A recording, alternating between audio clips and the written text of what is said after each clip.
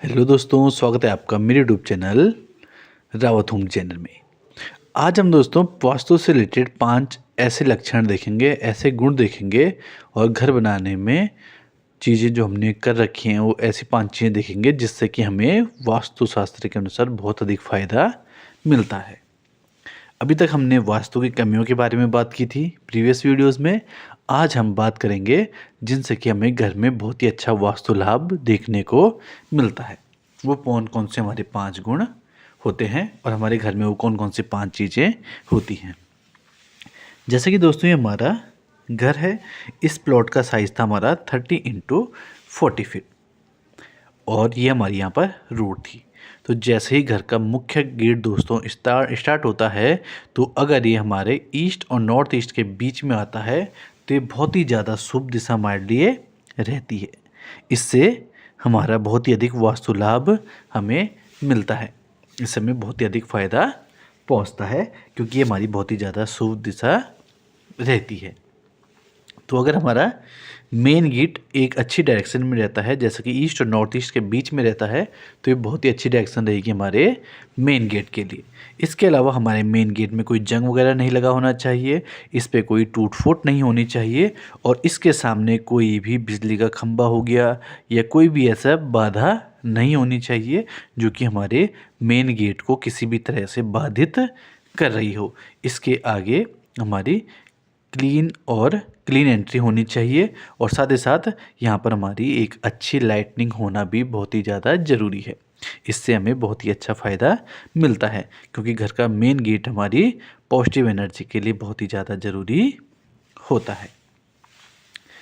इसके अलावा दोस्तों अगर हमारे जैसे कि नॉर्थ ईस्ट का एंगल है, इस एंगल का यूज़ हम मंदिर बनाने में करें या इसके अलावा हम इस एंगल का यूज़ अंडरग्राउंड वाटर टैंक के लिए करें या फिर किसी भी तरीके से यहाँ पर हम गार्डनिंग वगैरह छोटी मोटी करें, तो ये एंगल हमारा बहुत ही ज़्यादा शुभ रहता है।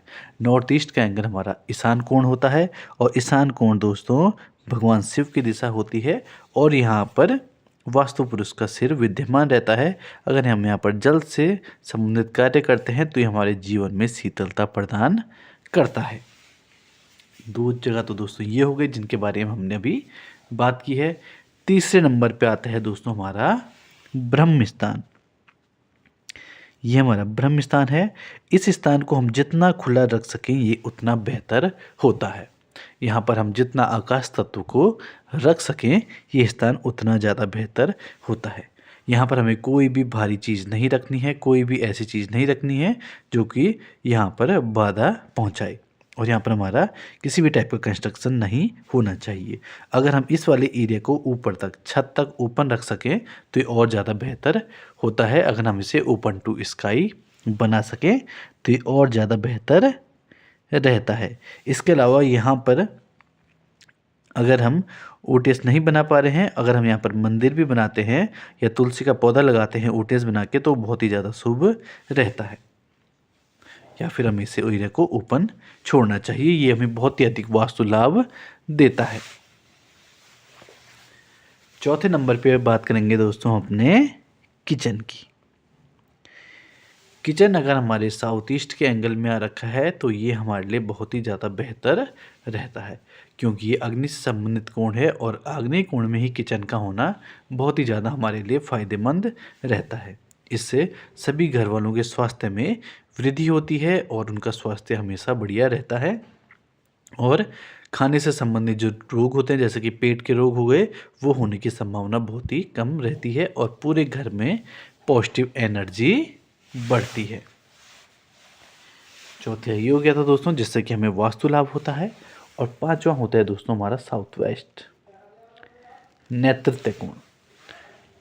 नेतृत्व कोण दोस्तों हमारे पितरों से संबंधित कोण होता है और ये हमारे घर का अगर जो मुखिया हैं वो अगर इस कोण में बेडरूम बनाकर रहें तो ये हमारे लिए बहुत ही ज़्यादा शुभ होता है।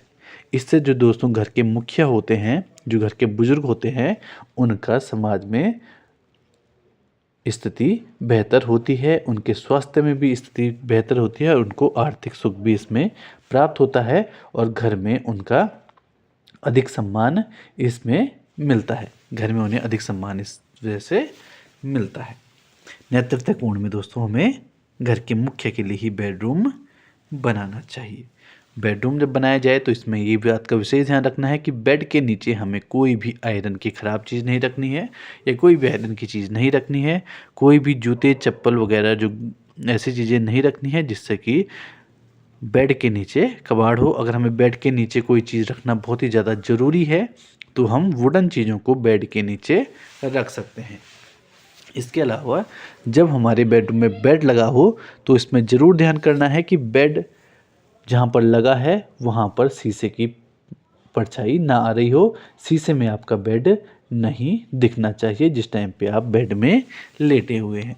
इससे भी वास्तु दोष घर में उत्पन्न होता है। इन चीज़ों का हमें हमेशा ध्यान रखना चाहिए। तो आज दोस्तों हमने 5 ऐसी चीज़ें देखी जिससे कि हमें बहुत ही अच्छा वास्तु लाभ मिल सकता है अगर हम इन चीज़ों को फॉलो करते हैं तो हमें यहाँ पर वास्तु लाभ मिलता है।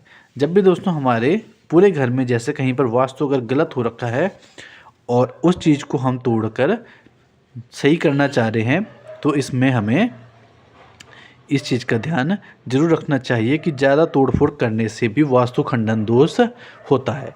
और वास्तु खंडन दोष को दूर करने के लिए दोस्तों हमें उस जगह में गंगा जल से धुलाई करनी होती है और वहाँ पर हमें कई और चीज़ें भी होती हैं जो कि वहाँ के वास्तु दोष को दूर करती है। वो डिपेंड करता है कि एरिया कौन सा है। तो ये सब चीज़ें करके हमें वास्तु दोष को दूर करना चाहिए और तब जाके वहाँ पर कुछ नया कंस्ट्रक्शन करना चाहिए।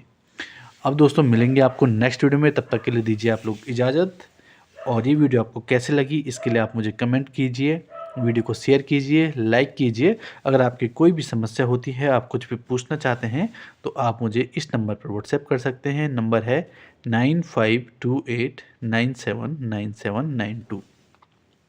इस नंबर पर आप मुझसे कांटेक्ट करके अपना हाउस प्लान बनवा सकते हैं और अपने लिए डिजाइन के बारे में भी बात कर सकते हैं। मिलते हैं नेक्स्ट वीडियो में, तब तक के लिए दीजिए इजाज़त। धन्यवाद।